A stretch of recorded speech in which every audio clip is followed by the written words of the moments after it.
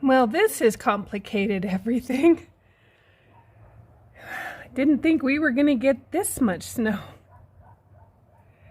All right, let's go take a look and see what happened in the kiln.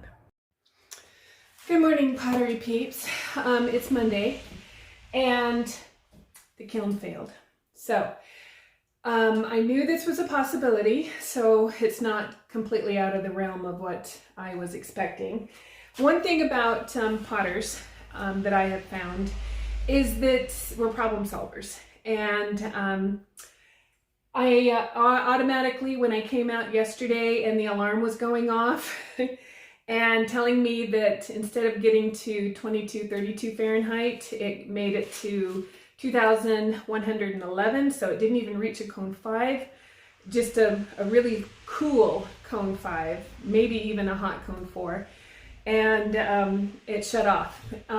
These newer kilns are too smart for their own good. So this is Sorsha, for those of you who don't know, and she is a Scut 1027, yes, she's a Scut 1027, absolutely love her, but I know I've got two problems working against me.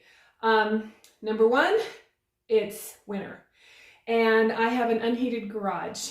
I would like to get it insulated, and that might happen sooner rather than later, hopefully next winter, but it gets really cold in my garage.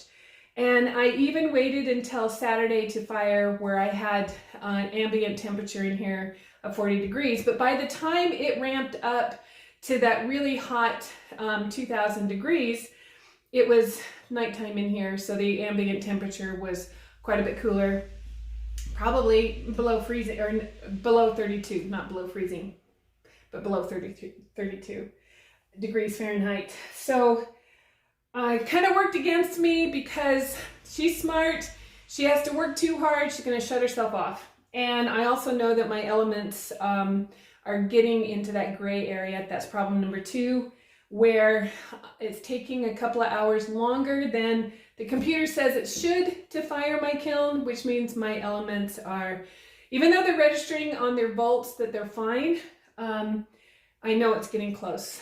So I have a solution. Let me go ahead and pull out the urn to kind of give you what we're looking at.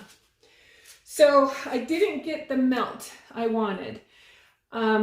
So what I'm going to do is I am going to go ahead and in some of these places I'm going to add a little bit more glaze, and then I'm going to fire it again. So that's where we're at on that. And on this one, with the lavender mist, I know it didn't get hot enough because I've got more browns in there than I have purples. So these are all going to go in.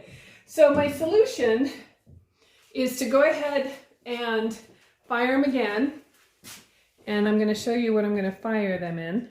All right, this is Bab Morta. Those of you that are a fan of Willow, she is my old girl, and Bab Morta is the mother to Sorsha. Of course, she's kind of evil, kind of ornery, but she does not have any sensors to tell her that she's getting too hot. So the only sensor she's got is a cone sitter. When she hits that cone sitter, she'll shut off. So I'm going to go ahead and fire her up and let Sorsha wait for a warmer day. So check back. I'll put up another video once we have fired these again. I have looked at the 10-day forecast, and my next warmest day is Saturday, and it'll be a high of 41 degrees. The rest of this week, our highs are in the low 30s, even low 20s. So I might be smart. I'm going to talk to Wendy. Wendy already knows that the kiln shut itself off, misfired. And so I'm going to talk to her, and I might try it this week, or I might wait until next week when I have a little bit fairer weather.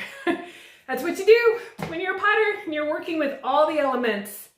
So I'd like to hear how you guys, if those of you out there that have had problems like this, how do you solve them? And what do you do when you've got a fail on your kiln? Do you go into meltdown, or do you immediately start thinking and running through scenarios on what you're going to do next? Anyway, we'll see you in the next one, and hopefully we'll have good results then.